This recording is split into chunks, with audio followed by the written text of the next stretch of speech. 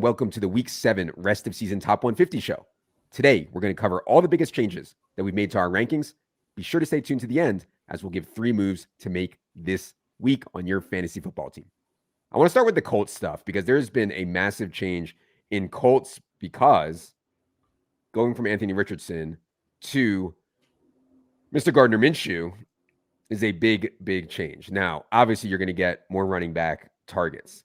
I think you get probably more accurate running back targets. You'll probably also get, I don't even know this is for sure because I thought Anthony Richardson was actually pretty good, but I think you'll probably get more accurate quarterback play. You'll also get more touchdown opportunities for everyone because you remove all the Anthony Richardson rushing touchdowns and they turn into way more rushing touchdowns for the running backs or receiving touchdowns. So there's a lot going on here, Mark. We have Jonathan Taylor up to 28th overall, and we've also given a bump to Michael Pittman up to 39th overall. What do you think about handling Colts stuff rest of season?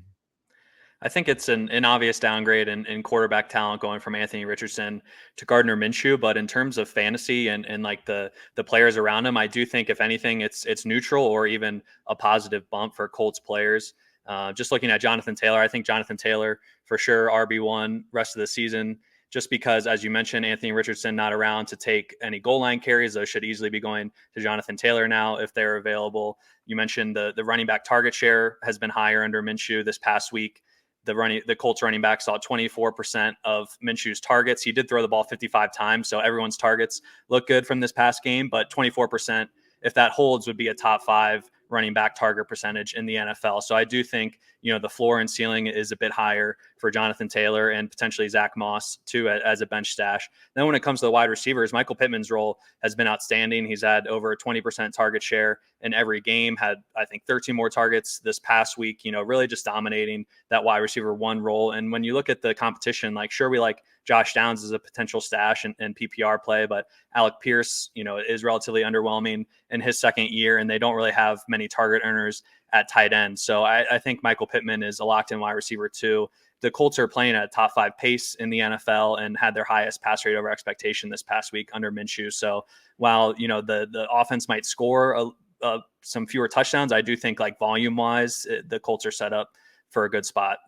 I mean, their secondary is so bad also. I mean, they get into it was a weird spot last week for Minshew where they got down and he ended up throwing it 55 times. But that's repeatable with the defense that they have right now. They're going to get into spots like that plenty. I think the Colts stuff's on the rise. And yeah, I like Josh Downs too. I mean, people in a pinch on buys with injuries, I think you can play Josh Downs, right away and be okay with it. The Jonathan Taylor Moss split, I think it'll get wider. I actually thought we had a debate going to last week over what we should project for Moss Taylor split in week 6. We ended up landing on around 50-50. I thought maybe we should be at 55-45. Ended up the exact same number of opportunities, Jonathan Taylor and Zach Moss this past week. So yeah, I think fair 28th overall on JT, 114th overall on Zach Moss makes sense for me. Speaking of quarterback changes, Jack, I want to go to Tennessee because there's a bunch going on here. Ryan Tannehill had a really severe ankle injury last year, ended up needing tightrope surgery, by the way, the same procedure that Tony Pollard had this offseason. Now, this year's ankle injury to Ryan Tannehill doesn't sound as bad, but it's scary, man. And as we saw with the Kyren Williams stuff, which we'll get to in a second, at first they were like, oh, yeah, no big deal on Kyren. He might miss a week or whatever. Now we're hearing Kyren Williams might be out until week 11, which would obviously be pretty devastating. I'm worried that this Tannehill thing is going to end out worse than it seems, considering his history. If they go to Malik Willis or Will Levis, it's going to change a lot here. I think that it'll more likely be Will Levis just because Malik was so bad in this game this past week.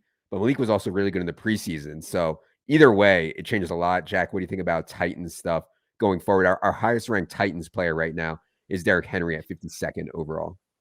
Yeah, it does depend a little bit on who is the quarterback. With Malik Willis last year, they were so incredibly run heavy, and it basically just eliminates the fantasy value of any of their weapons except for potentially DeAndre Hopkins, just because they're going to run the ball so much. And even when they drop back, Malik Willis takes a lot of sacks and he's going to scramble. So they're just not going to throw the ball that much. If it's Will Levis, you can't really expect them to be good, but at least you can expect them to be throwing the ball more than they would with Willis. So I think you're hoping for Levis, but either way, having a rookie second round pick at quarterback, it's not great for any of their outlook. The Tannehill stuff looks like it could be going on for a while. So yeah, I think it's a pretty stark downgrade for all the Titans. Yeah, I had a spot in a season-long league where I needed to pick someone up, and I needed to drop someone, and I was like, God, am I really going to drop Traylon Burks? And then, you know what? It was kind of freeing. I just dropped him. I was just like, you know what?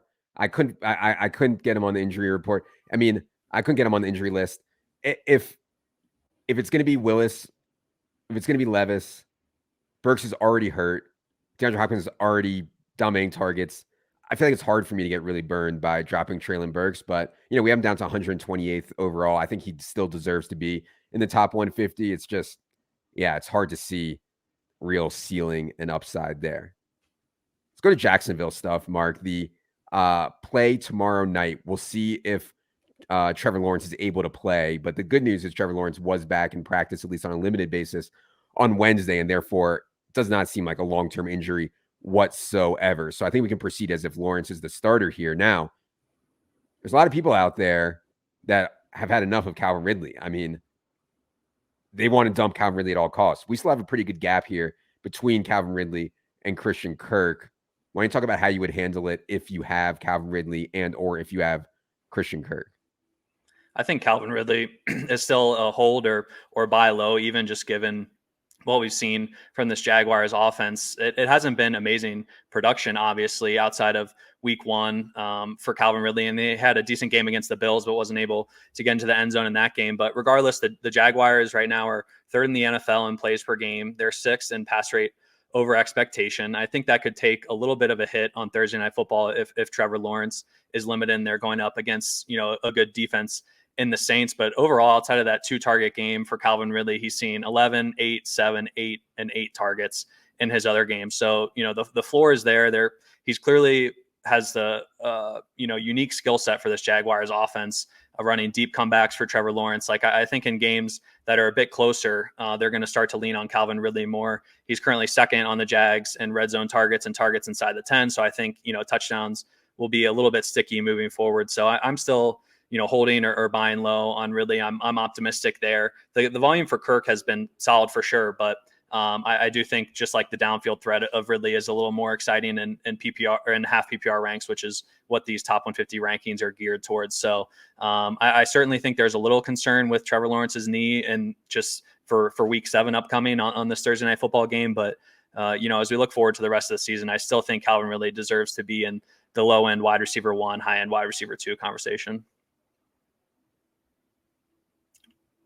You're on mute, Adam.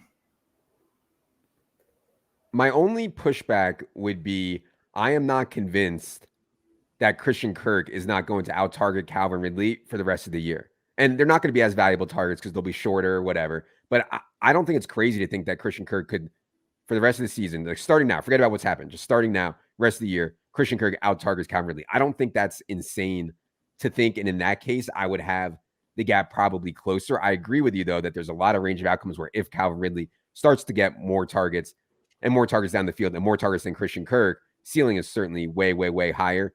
Do have to weigh in the cul-de-sac narrative. Again, for those guys who missed it on Friday night, it's been come to my attention that Doug Peterson, Trevor Lawrence, Christian Kirk, all bought houses together in the same neighborhood and are on the same cul-de-sac. All right? Just putting that out there.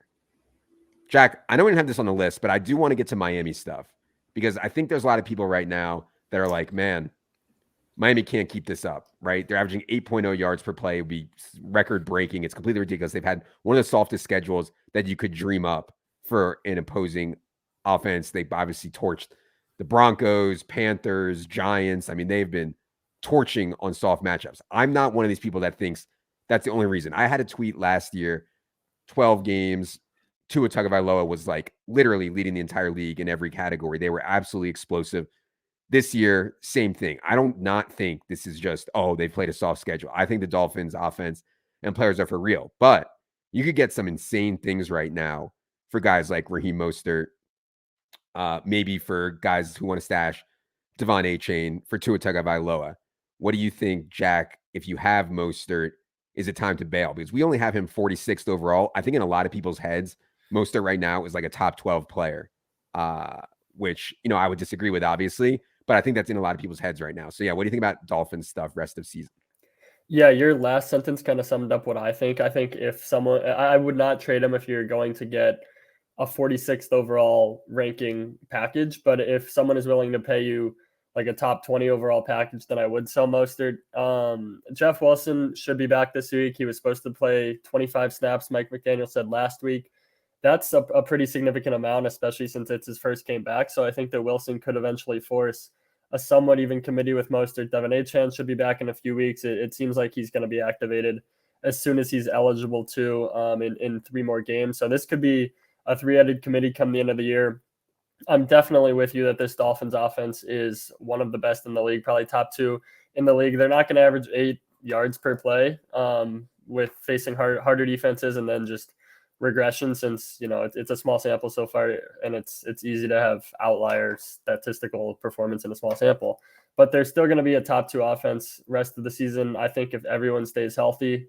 So I would not be trading Tyreek. I would not be trading Waddle. But if you can get an RB1 level player or package for Raheem Mostert, I think it's fine getting out there. But if someone's giving you a late 4th round level, then I think you should just hold on to Mostert and hope that he keeps this efficiency up. I do want to make this point about the Dolphins. So for those of you where all the money is in the fantasy playoffs, in week 17, the fantasy championship, they're at Baltimore. I mean, not impossible, but not a great spot. In week 16, they're home against the Cowboys. Cowboys obviously have one of the best defenses in the entire league. In week 15, they're home against the Jets. Jets obviously have one of the best defenses in the entire league. So, I don't want to be selling low, but as Jack said, if you can get something like Brandon Ayuk or Puka or Devontae Smith for Raheem Mostert, Chris Olave, Swift for Mostert, stuff like that, I think I'd be pulling the trigger there, as hard as it is to trade away Raheem Mostert right now. Let's go to the Seahawks here, Mark. DK Metcalf lost his mind on Sunday, man. And he's been so frustrating that he cannot separate from Tyler Lockett. Tyler Lockett just keeps getting older. He's selling houses in Washington in his spare time. And DK Metcalf, he can't earn an alpha share, And now we have Jackson Smith and Jigba's role rising a little bit, I thought, out of the bye. So we have DK Metcalf down to 34th overall, Tyler Lockett 59th overall, JSN 109th overall. Are you worried about DK Metcalf at all, Mark? And any thoughts on handling Seattle wide receivers? Yeah, I'm a little worried on Metcalf, and think if anything, we might still be even a little too high, just seeing the gap between him and Lockett. Leone dropped a message in our Slack the other day, just in the preseason, we were expecting Metcalf to take the alpha leap, and you mentioned Lockett getting older and all that, and for the 3rd straight season, it hasn't happened. Tyler Lockett currently has more targets than DK Metcalf. Metcalf has been banged up a little bit, dealing with some rib injuries and has left games early a few times already this season. But in terms of being, taking that leap to wide receiver 1 territory, I don't think that's necessarily going to happen for Metcalf. Just looking at this offense as a whole, it is, volume is a bit of a concern here. Seattle is bottom 10 in the NFL in plays per game right now. And then with Jackson Smith and Jigma potentially coming on, he saw his highest route share of the season this past week. I am a little worried about Metcalf. But overall, Seattle is past their bye. So I think their players have decent value. Looking ahead to the rest of the season, they have Arizona at home this week. They haven't played them yet, a few softer schedules in the NFC West. So I think overall in Seattle, it's fine. But in terms of Metcalf being a wide receiver 1, I don't think it's going to happen this year. God, so frustrating. Jack, staying in that division, I want to go to Arizona. So news broke today that they're going to open Kyler Murray's window to return. Latest report was maybe he can be back in 2 weeks. That seems maybe a little soon to me, but what's the point of putting Kyler out there if he's not 100%? Obviously, this team wants to lose games. That said, I always thought that Kyler would come back and play this year when he's 100%, not 90%, not 95. There's no reason for that when he's 100%. Our only 2 guys in the top 150 now are Marquise Brown at 51st overall, James Conner at 113th overall. If you look at any expected fantasy point metric, anything, Marquise Brown is smashing. It's just really hard for him with Josh Dobbs back there. There's been miscommunications. There's been just misses. I mean, there's been a lot of ugly stuff from Marquise Brown. I believe he's still like 5th in the entire NFL in air yards, though, which is obviously really, really valuable. Jack, I feel like there's some moves to make here around Kyler Murray if you think he's returning. What do you think about Cardinals stuff? Yeah, I think now is a pretty good time to add Kyler Murray if he's still available. He's going to practice today. In the past, he's been like a high-end fantasy quarterback when he's been 100% healthy, with Anthony Richardson out, with Justin Fields now dealing with an injury. There's definitely some fantasy teams out there who are needing a quarterback, and Kyler's not going to be back this week, but a couple weeks from now, I think he could be a difference maker down the stretch. And then, like you said, Marquise Brown has just been smashing in terms of usage and expectation. He has a 27% target share. He's averaging only 6.3 yards per target. You'd expect that number to rise with Kyler Murray. He wasn't actually that efficient last year, so maybe it won't rise all that much, but I think that Kyler's a clear upgrade over Josh Dobbs. So I think now is a pretty good time to buy Kyler and Marquise Brown, especially if you have a winning record and can optimize for the end of the season. Beyond those two, it is kind of a wasteland. Trey McBride saw a little uptick in usage, but he would need a pretty significant jump from where he was to be fantasy relevant. And then Michael Wilson, he gets downfield targets, but he hasn't been getting a lot of targets. So I think Marquise Brown and Kyler are the two primary guys that you'd want to target with their Kyler news. Yeah, see, I've been thinking about the trade deadline some, and like there's some obvious ones, Paris Campbell is probably on the trade block ahead of the trade deadline.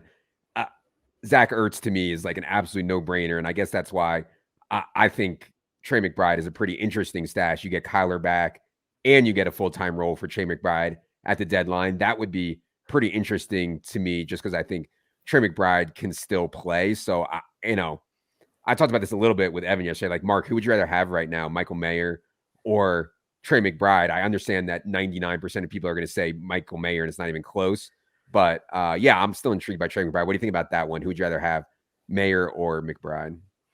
I'd still rather have Mayer at this point, just with the role expansion we've seen there. And Vegas has been so tight with their target distribution. Like, I think Mayer can eat into that a little bit. And I think, I would trust Evan on Mayer being, the more talented tight end there over McBride. And you still do have the Ertz roadblock if he doesn't get traded. Yeah. I'm curious where you guys would have Kyler valued, considering he's coming off a torn ACL and might not run as much. Like, if he comes back, let's say week 9 or whatever, do you guys think he's a QB1 right away, or no? What's his value? I thought Kyler was not that great even last year. Like, there were major warning signs for me with Kyler before the injury last year. I don't know that this team is actually trying to win. The weaponry beyond Marquise Brown is pretty weak. And so, no, I would not have him as a QB1. I would have him down here in like this range with Dak and Goff and Stafford and Geno, where we have it. If I knew for sure he's coming back in week 9. And then if Kyler's not going to run, that's obviously a massive hit. But mobility in the pocket too, like it'd be a tougher sell for me on Kyler right now, I think. Go ahead. I'd say I was gonna say I'd have him a little bit higher, just because there's been stretches where he's been like the overall QB1 in fantasy, and obviously he's coming off the ACL. So we can't expect him to be the same player that he was before. But I mean, when you're talking about like Dak Prescott, Jared Goff, Matt Stafford, those guys are locked in as top 16 options, but probably don't have much upside beyond the top 10. Whereas I think Kyler Murray could be a difference maker. So that gives him the edge, in my opinion. Yeah, that's totally fair. Quickly on bench stashes. So for people with good records, you can start to build a bench that is, well, first you need to get through the buys. But once you get through the buys, you can start to build a bench that is more handcuff heavy and more stash heavy. Try to build a super team for the playoffs. Now, there's guys, we see this every year, like Kenneth Walker came out of nowhere to be massively, massively valuable. A lot of times it's rookies. A couple guys I had on my mind I already mentioned Trey McBride as a stash, especially for tight end premium, especially if you're in super deep league. I also thought that Jameson Williams came back, and although he only ran 9 routes, looked really good out there, and the Lions need him. I think he's a really interesting stash too, whether off waivers or via some kind of trade situation. We have Jameson Williams up to 99th overall right now in the rest of the season, top 150. Then the Marvin Mims stuff. I know week 6 was awful. He was dead in week 6 to have an expansion of his role, fumbled in week 5, and then it was a short week. Now they get an extra long week due the Broncos here. There were some quotes today. That I couldn't believe that seemed to insinuate that Sean Payton actually thought that Marvin Mims was playing a lot. Like, is it possible that Sean Payton didn't realize that Marvin Mims is playing behind Brandon Johnson and like even with Lil Jordan Humphrey? I don't find that very plausible, but either way, the more people ask about it, yeah, it doesn't seem like it, but yeah. I mean, Peyton moves to Denver, videos him ripping a bong in the basement, Yeah. and then he calls a timeout when he shouldn't, to give the Chiefs an extra possession before the half. I mean, maybe he's just losing his marbles a little bit. Who knows? He took a really good bong hit too. Like sometimes if you give people the bong, they put their mouth actually around it. And that's how you know that they've never. Anyways, I digress. Anyways, Bench stash. I think Marvin Mims' role is really going to expand. I really do. And I also think Jerry Jeudy trade rumors are enough. Between Jerry Jeudy trade rumors, Sean Payton getting pounded with questions about Marvin Mims, leading him to understand that Marvin Mims isn't actually playing, and the way Marvin Mims is playing on the field. I still think he's an awesome stash. I have not dropped him anywhere that I have him. So yeah, still think he's a really good stash. Any other stashes you guys want to mention for people with good teams? Yeah, for me, it would mostly just be rookies. Like you said, I think this isn't really a stash, but if you can trade for Devin Achane, I think that makes sense. Zach Charbonnet, just insurance on Kenneth Walker and potentially an expanded role. This one takes a decent hit with Tannehill out, but Tajay Spears, in case Derrick Henry gets hurt. Rashee Rice should see his role expand, kind of Marvin Mims light in that he's playing super well, but not seeing a ton of snaps. So those are the first guys that comes to mind for me. Yeah. My favorite would be Trey Palmer of the Buccaneers. He's a rookie wide receiver as well and has seen his role get expanded a bit. He, after the bye in week 5, saw the most targets of the season. He's been consistently out there running routes. He's up over 60% on the season and has been up over 80% in some games. And we know Mike Evans could potentially get injured there. So I think Trey Palmer is interesting. Yeah. I don't think that the Bucs are going to trade Mike Evans, but it's not completely out of the question. It's not completely out of the question whatsoever. I believe that Mike Evans' agent actually set a deadline for extending his contract. I'm not sure when that is, but yeah, something around the trade deadline for Mike Evans would make sense if they're not going to extend him and they have a bad record. Right now, they're still in the mix to win that division. Last team I wanted to talk about before we move on here is the Rams. Can they be effective running the ball with Zach Evans and Myles Gaskin and Royce Freeman? I'm skeptical. And I kind of think that leads them to a more pass-heavy approach. I think we saw that with Cooper Kupp back against the Eagles, and then we saw that again in the first half, at least this past week. Kyren went absolutely nuts in the second half, but man, I think that they should and will have a way more pass-heavy approach. So we have the 3 wide receiver set all in the top 100. Cooper Kupp 4th overall, Puka Nacua 24th overall, Tutu Atwell 93rd overall. So yeah, Jack, what do you think about Rams stuff going forward here? We know Kyren now is probably going to miss at least the next couple weeks, if not more. Yeah, I'm with you on them passing more, and then I think that they're also going to have just a tiny running back target share.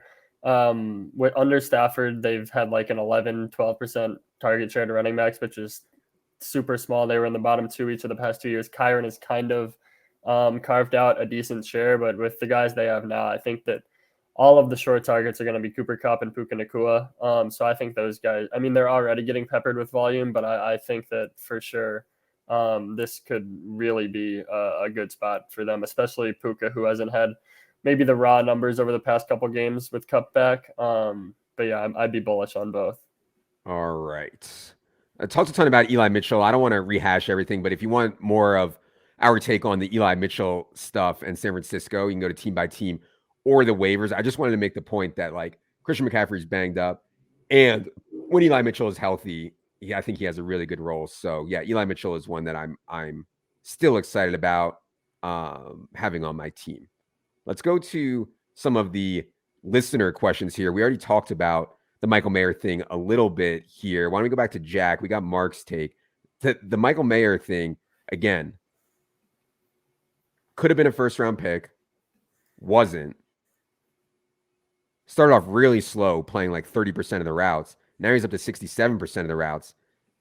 It's been so concentrated here for the last 2 years, but we saw in the game on Sunday, they came out and were like, oh, 3 Michael Mayer targets in the first half. So I'm hesitant to say that the coming out party is here to stay because it's so hard to earn targets at the expense of these other guys. We only have the 3 core Raiders, Jacobs, Adams, and Joey Myers in the top 150, but they're all in the top 60. So yeah, I don't know, Jack. What do you think about Michael Mayer here? We have a ton of tight ends at the bottom of the 150. How do you think Mayer mixes in?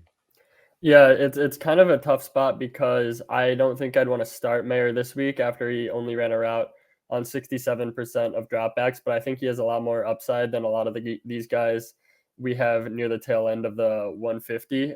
So I don't mind picking up Mayer over someone like a Higbee or a Dalton Schultz and just holding on to him. I think it's very encouraging that they've started the past couple games by immediately getting him the ball, and his routes are clearly trending up. There's still room for them to go up. I think if we can get them to the 80%-ish route participation or even 75, that's when you'd maybe look at him as more of a weekly starter. So that's something I'm going to be looking for. But yeah, I think he's probably right on the fringe of top 12 tight ends rest of season. Probably not this week. And I don't know if you want to roster 2 tight ends. Yeah. But yeah. I mean, the thing to me in season long is like the difference between, say, Michael Mayer and some guy can pick up off waivers, like Schultz or who knows, in some of these thin leagues. It's not that great, right? So rostering 2 tight ends to me doesn't make a lot of sense if they're 2 similar guys you can get off of waivers. So be sure you're aware of that. I don't think there's some like huge Michael Mayer breakout coming where he's like the next Kelsey or whatever. Tyler says, what's the range of outcomes for Rashid Shaheed? How does his stash value compare to guys like Jaden Reed and Marvin Mims? Rashid Shaheed can play, man. I mean, there's absolutely no doubt dude can play. You're betting on big plays. So I hate to like cop out to better in best ball. It's hard for me to start Rashid Shaheed in a season-long league because it's really hard to know when his big games are going to come. But you can say the same thing about Marvin Mims, and you can say the same thing about Jaden Reed too, whose role is certainly worse now that Christian Watson's back. So who would you rather have right now, Mark, between Shaheed, Jaden Reed, and Mims? I think ranking the 3, I would have Shaheed 1, Mims 2, and Reed 3, just in terms of rest of season upside. I agree it is tough to know when to start Shaheed, but he's at least out there, a decent amount, over 2/3 of the routes for the Saints. They're running pretty heavy 3 wide receiver sets, and there's a chance again that Michael Thomas could go down. We know Chris Olave has been battling a toe issue, so there's chance that he could become the wide receiver 2 there. And kind of with those rookies with Reed and Mims, like they flashed a little bit, but we know Shaheed is legit. I mean, he had a really good yards per route run last season as a rookie. He just hasn't been able to overcome kind of Michael Thomas and Chris Olave, who are 2, well-established NFL receivers in their own right. So I would have Rashid at the top of the list there. Okay, that's totally fair.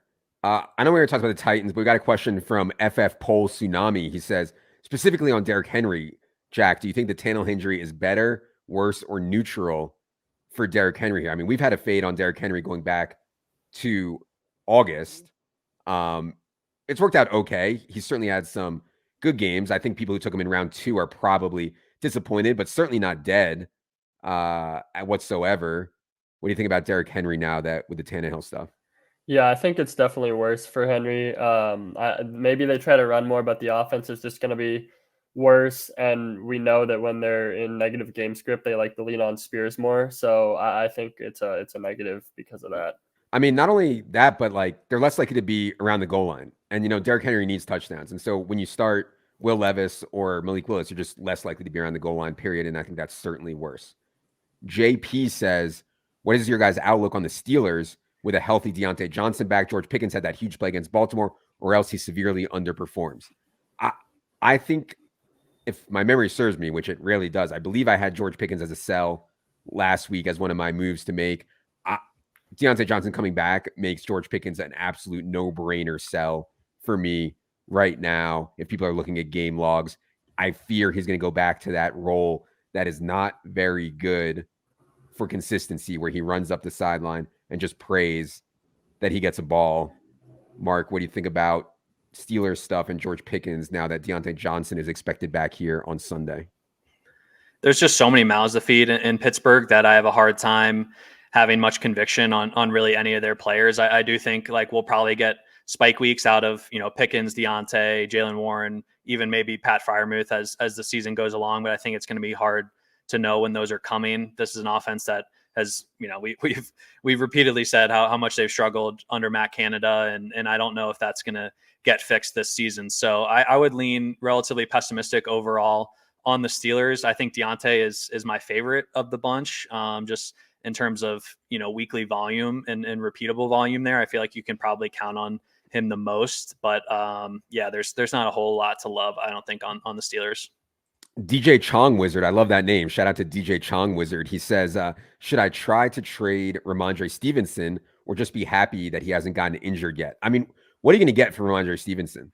Seriously, if you put Ramondre Stevenson on the trade block on your league, you're going to get laughed at. Like, what could you possibly get for him? Now, we still have him 78th overall. I mean, his role is certainly good. This team, they're implied for like the fewest points on the slate almost every week. I mean, it's pathetic at this point. The only player in the entire top 150 rankings that on the Patriots is Ramondre Stevenson. So I don't know, man. If you can get something for him, I'm fine with it, but I don't know what you can get. Jack, any thoughts on what you could possibly get at this point for Ramondre Stevenson? I can read some guys that we have around Ramondre Stevenson in rankings. I'm just not sure that anybody is actually going to give up these guys. Jerome Ford, Deontay Johnson, Brian Robinson, Josh Palmer, Jerry Jeudy, Michael Thomas. I mean, are people actually giving up those guys for Ramondre Stevenson? I don't know. What do you think about Ramondre's trade market right now, Jack? Yeah, I mean, even those guys all have huge questions, I think. Like Ford had Kareem Hunt take a pretty significant step forward usage-wise. Brian Robinson, we saw Chris Rodriguez get carries last week. So I think that this is kind of the tier in which he belongs, because all of these guys have huge workload questions. They're not all that exciting. They're not on all that great of offenses. So, yeah, I don't think that like trading Ramondre Stevenson for Jerome Ford or Brian Robinson is like a super smash. So I think they're pretty equal in value.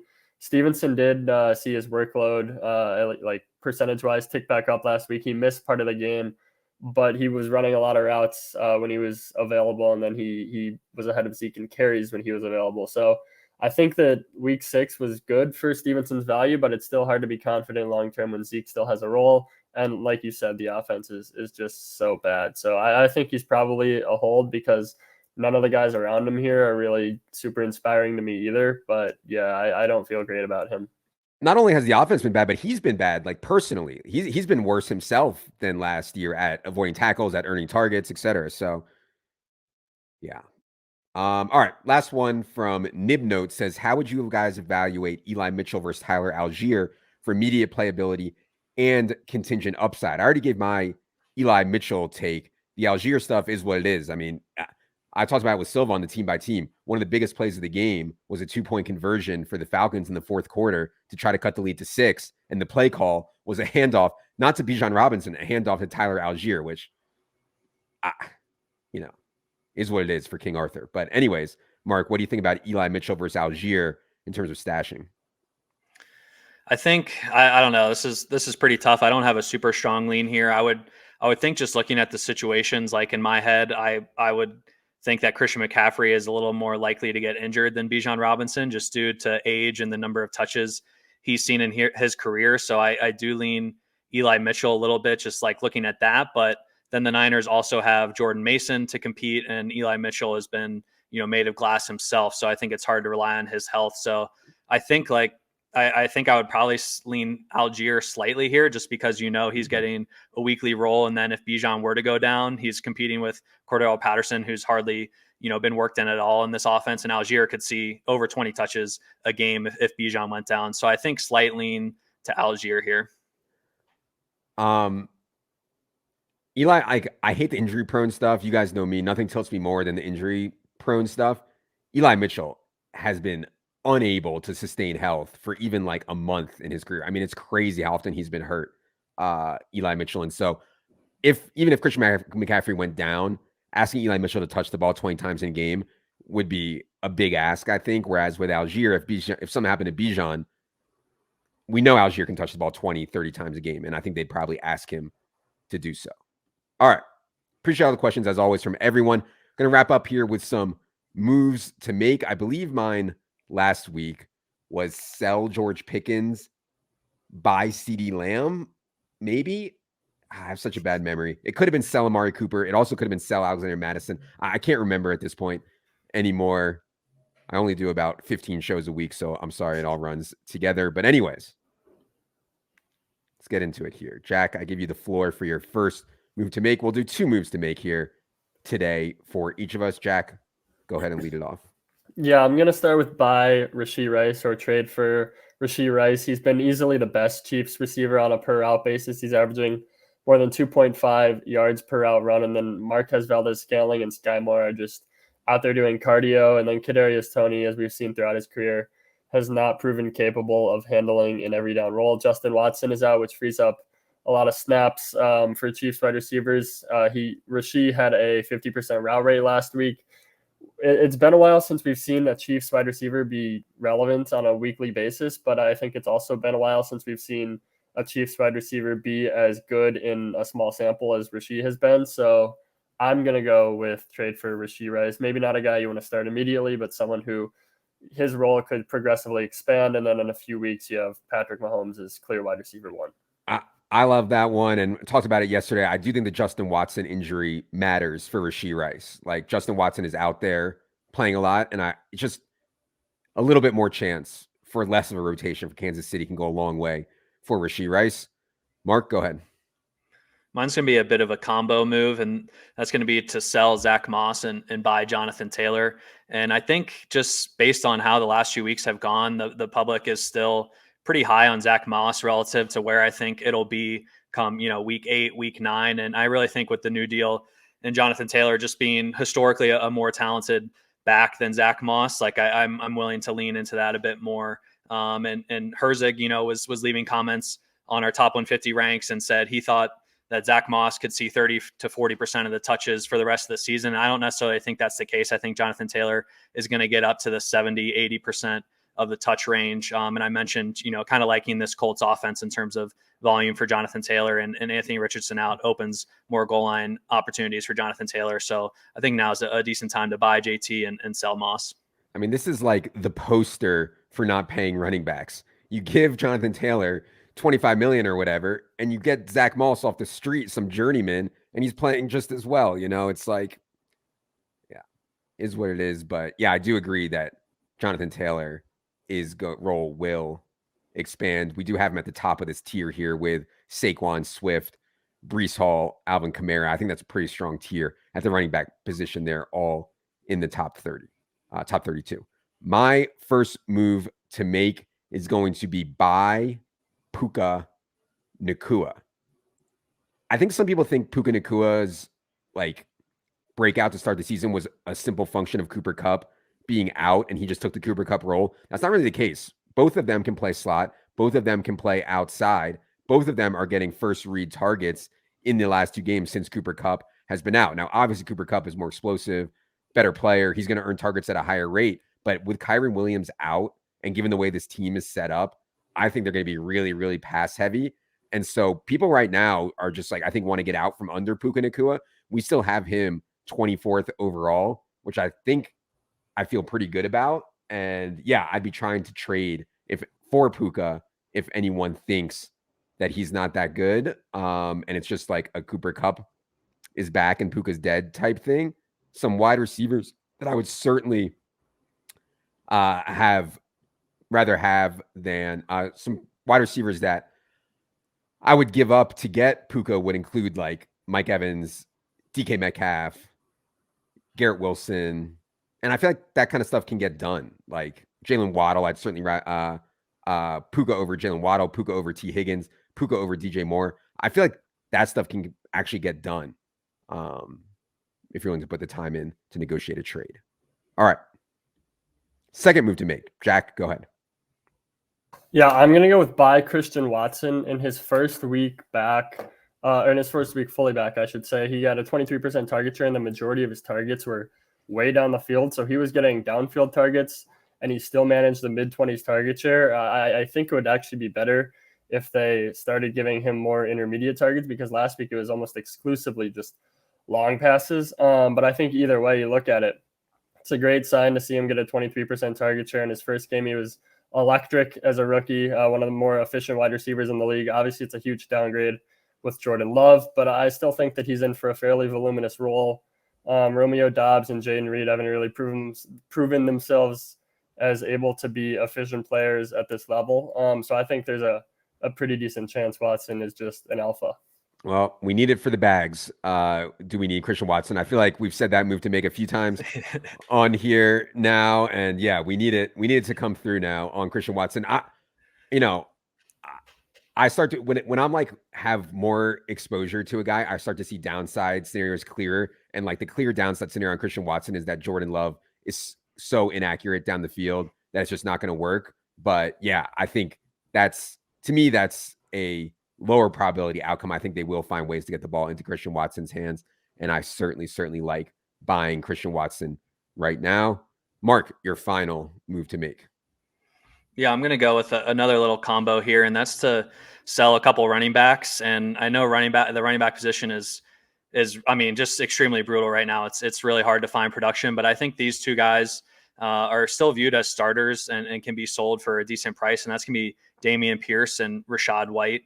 We've seen Dameon Pierce's role just continue to diminish. Devin Singletary got more rush attempts than him this past week. There were quotes from the head coach there that they're going to continue the committee moving forward, and they like what Singletary gives them. So I'm just a little down on Dameon Pierce's role, and I still think people are tied to name value a bit there. And then similarly with Rachaad White, still viewed as the starter in Tampa Bay, he's getting this workload, but the efficiency has been horrible, and they're trying guys in like Keyshawn Vaughn behind him and stuff like that. So I just don't know if it's going to happen for those two, and I think you can get RB2 value for them in trade. So I'd be willing to sell low on those guys. All right. My final move to make is going to be, I think, an easy one. Buy Devonta Smith on the cusp of a huge game last week. Had some weird drops. We've seen this where the Eagles target shares kind of go around in a circle. Big A.J. Brown target shares, then big Dallas Goedert first read scheme stuff. Devonta Smith as well. Devonta Smith is just a very, very, very good NFL wide receiver who's going to play better.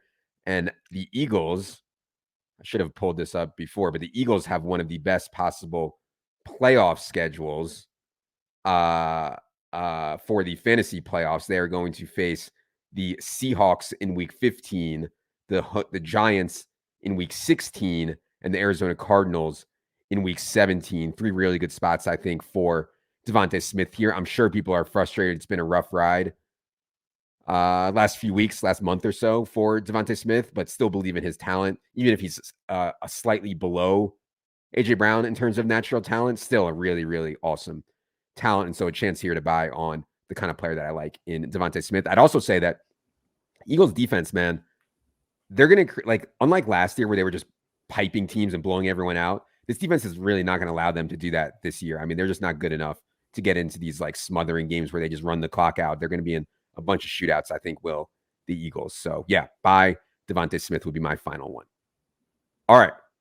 Appreciate y'all being here for the rest of the season Top 150 show. If you have not hit the subscribe button, wherever you're listening to this, YouTube, iTunes, any podcast feed, hit the subscribe button. It is indeed free. Helps us out a ton. For Mark, for Jack, for everyone behind the scenes on the YouTube team, I am Adam. Good luck, everybody.